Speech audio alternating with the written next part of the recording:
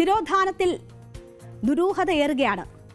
കോട്ടയം ഏറ്റുമാനൂർ സ്വദേശിയായ ജൈനമ്മ എന്ന സ്ത്രീയുടെ തിരോധാനവുമായി ബന്ധപ്പെട്ട കേസിലാണ് ഇപ്പോഴും ദുരൂഹത ഏറിക്കൊണ്ടിരിക്കുന്നത്. അവരുടെ തിരോധാനവുമായി ബന്ധപ്പെട്ടുള്ള അന്വേഷണങ്ങൾ നടന്നിരുന്നു. ഇപ്പോൾ ചേർത്തലയിൽ നിന്ന് കണ്ടെത്തിയ മൃതദേഹ ഭാഗങ്ങൾ അവരുടേതാണ് എന്ന സംശയം ബലപ്പെട്ടിരിക്കുകയാണ്. ചേർത്തല പള്ളിപ്പുറത്ത് നിന്ന് കണ്ടെത്തിയ മൃതദേഹാവശിഷ്ടങ്ങൾ DNA പരിശോധനയ്ക്ക് അയക്കാൻ തീരുമാനിച്ചിരിക്കുകയാണ്. പിടിയിലായ സെബാസ്റ്റ്യൻ ജൈനമ്മയുടെ ഫോൺ ഉപയോഗിച്ചിരുന്നതായുള്ള കണ്ടെത്തൽ കൂടി വരുന്നുണ്ട്. ബിന്ദു പത്മനാഭനെ കാണാതായതിലും സെബാസ്റ്റ്യൻ പ്രതിയാണ്. അപ്പോൾ സെബാസ്റ്റ്യനെ ചുറ്റിപ്പറ്റി തന്നെയാണ് ഈ അന്വേഷണം മുന്നോട്ട് പോകുന്നത്. ഏറ്റവും പ്രധാന സംശയത്തിൽ നിൽക്കുന്നതും സെബാസ്റ്റ്യനാണ്. പക്ഷേ അയാൾ ഇതുവരെ കുറ്റങ്ങൾ സമ്മതിക്കുന്ന ഒരു സാഹചര്യം ഉണ്ടായിട്ടില്ല. DNA പരിശോധനാ ഫലമായിരിക്കും വളരെ നിർണായകമാവുക. അതിനുശേഷമായിരിക്കും ഈ കണ്ടെത്തിയ മൃതദേഹം അവരുടേതാണോ എന്നത് സ്ഥിരീകരിക്കാൻ കഴിയുക. നമുക്ക് എന്താണ് ഈ ജൈനമ്മ തിരോധാന കേസ് എന്ന് ഒന്ന് പരിശോധിക്കാം. ഏറ്റുമാനൂർ കോട്ടമുറി സ്വദേശിയാണ് ജൈനമ്മ. 2024 ഡിസംബർ 23 മുതലാണ് ഇവരെ കാണാതായത്. 28-ന് സഹോദരനും ഭർത്താവും പോലീസിൽ പരാതി നൽകി. അന്വേഷണത്തിൽ ടവർ ലൊക്കേഷൻ പള്ളിപ്പുറത്താണ് എന്ന് കണ്ടെത്തി. സെബാസ്റ്റ്യനെയാണ് ജൈനമ്മ ഫോണിൽ നിന്ന് അവസാനമായി ബന്ധപ്പെട്ടത് എന്നത് മനസ്സിലാക്കി. തുടർന്ന് നടത്തിയ അന്വേഷണത്തിലാണ് സെബാസ്റ്റ്യനെയും സഹായി ചേർത്തല സ്വദേശി ഓട്ടോ ഡ്രൈവർ മനോജിനെയും കസ്റ്റഡിയിൽ എടുത്തത്. എന്നാൽ ഇതിന് ശേഷം ഇപ്പോൾ എന്ത് സംഭവിച്ചു എന്നത് നോക്കാം. ഇപ്പോൾ ഈ കേസിൽ നിർണായകമായിരിക്കുന്നത് മൊബൈൽ ഫോൺ തന്നെയാണ്.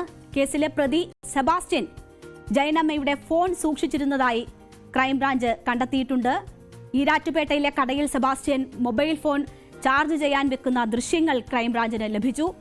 ഇന്നലെ രാത്രി ചേർത്തല പള്ളിപ്പുറത്തെ വീട്ടുവളപ്പിൽ നിന്നും കണ്ടെത്തിയ മൃതദേഹാവശിഷ്ടം ജൈനമ്മയുടേതാണ് എന്ന് പോലീസ് ഏറെക്കുറെ സ്ഥിരീകരിക്കുന്നുണ്ട്.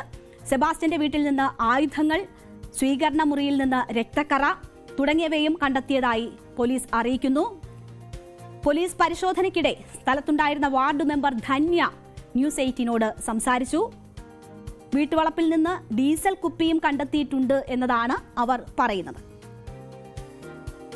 ഈ കഴിഞ്ഞ നവംബർ 4 വരെ ക്ലെമന്റ് എന്ന് പറയുന്ന ആൾ ഇവിടെ സ്ഥിരമായിട്ടുണ്ടായിരുന്നു, താമസം ഉണ്ടായിരുന്നു. എന്നാൽ നവംബറിൽ പുള്ളി പോയതിനു ശേഷം ഈ വീട്ടിൽ ആരും താമസമില്ല. പിന്നെ ഈ ചേട്ടനായ സെബാസ്റ്റ്യൻ ഇടയ്ക്ക് വന്ന് പകൽ സമയങ്ങളിൽ വന്ന് ഇവിടെ കൂട്ടുകാരുമായിട്ട് മദ്യപിക്കാറുണ്ടെന്നുള്ളതാണ് എനിക്കറിയാൻ കഴിഞ്ഞിട്ടുള്ളത്. അപ്പം കൂട്ടുകാരെ വിളിച്ചുകൊണ്ട് മദ്യപിച്ച് വൈകുന്നേരം തിരിച്ച് ഏറ്റുമാനൂർക്ക് പോകുന്നതായിട്ടാണ് അറിയുന്നത്. രാത്രി വരാറുണ്ട്. അത് തീർച്ചയായും ഉണ്ട്, ഞാൻ കാണാറുമുണ്ട്. വഴിയിലൊക്കെ പുള്ളിയെ കാണാറുണ്ട്. ഇടയ്ക്ക് മിക്കവാറും ദിവസങ്ങളിലൊക്കെ വരാറുണ്ട്. പിന്നെ കഴിഞ്ഞിടയ്ക്ക് തെങ്ങ് കയറിക്കാനൊക്കെ ആയിട്ട് ഇവിടെ വന്നിരുന്നു എന്നുള്ളത് അറിയാൻ കഴിയും. ഇവിടെ പലപ്പോഴും പോലീസ് വന്ന് പരിശോധന നടത്താറുണ്ടെങ്കിലും അങ്ങനെ വ്യക്തമായിട്ടൊന്നും കിട്ടാറില്ല. അപ്പോൾ ഇന്നലെയും ഞങ്ങൾ അറിഞ്ഞപ്പോൾ ഞങ്ങൾ ഓർത്ത് സാധാരണ പോലെ വരും പോലെയുള്ള രീതിയാണെന്ന് ഓർത്തായിരുന്നു. പക്ഷെ അവര് വ്യക്തമായ തെളിവുകളോടുകൂടി തന്നെയാണ് ഇവിടെ എത്തിയത്. ഫോറൻസിക് വിഭാഗം, ക്രൈംബ്രാഞ്ച് കോട്ടയം, ആലപ്പുഴ ടീം ഉണ്ടായിരുന്നു.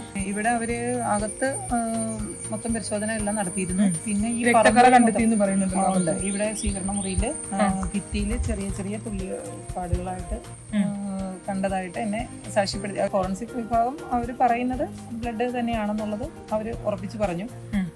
പിന്നെ അതിന് എന്തോ 2 ആയുധങ്ങൾ, കത്തിയോ വാക്കത്തിയോ ഇതൊക്കെ ആയിട്ട് അവർ അത് കൊണ്ടുപോയായിരുന്നു. അതാണോ എന്നറിയില്ല, എങ്കിലും അവരത് ഇവിടുന്ന് കൊണ്ടുപോയിട്ടുണ്ട്. ആയുധങ്ങൾ 2 കൊണ്ടുപോയിട്ടുണ്ട്.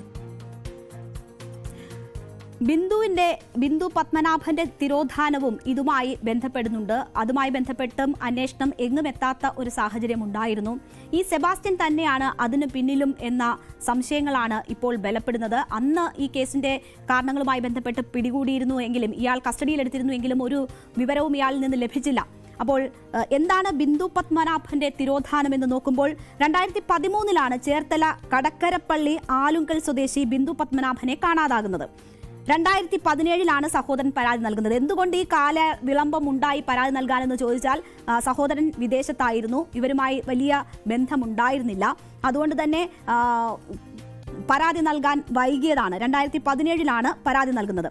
2013 ശേഷം വിവരമില്ലെന്നായിരുന്നു അന്ന് നൽകിയിരുന്ന പരാതി. കോടികളുടെ സ്വത്തായിരുന്നു ബിന്ദുവിന്റെ പേരിലുണ്ടായിരുന്നത്.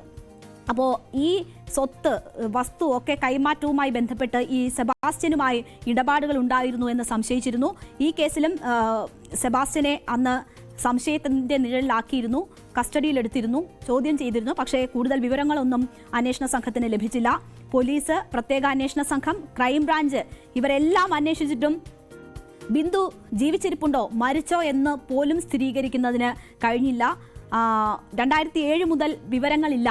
ഇവർ ജീവിച്ചിരിക്കുന്നുണ്ടോ മരിച്ചോ എന്നത് സംബന്ധിച്ചൊന്നും ഒരു വിവരവുമില്ല എന്ന ഒരു കാര്യമാണ് പോലീസ്.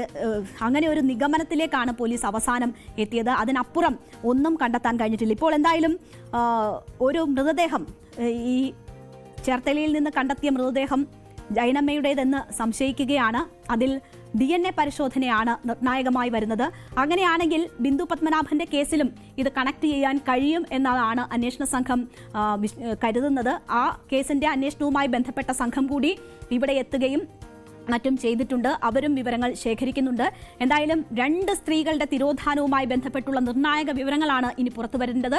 അതിലേറ്റവും നിർണായകമാവുക ഈ DNA പരിശോധനാ ഫലമാണ്. ആ DNA ജൈനമ്മയുടേതാണ് എന്ന് കണ്ടെത്തുകയാണ് എങ്കിൽ ഈ കേസിൽ മുന്നോട്ട് പോകാൻ അന്വേഷണ സംഘത്തിന് കഴിയും. അതാണ് ഈ തിരോധാനവുമായി ബന്ധപ്പെട്ടുള്ള കേസിൽ ഇപ്പോൾ സംഭവിച്ചിട്ടുള്ളത്. ഇനി നമ്മൾ ഒരു ഇടവേളയിലേക്ക് പോവുകയാണ്. ഇടവേളയ്ക്ക് ശേഷം മറ്റ് സെഗ്മെന്റുകളിലേക്ക് എത്താം.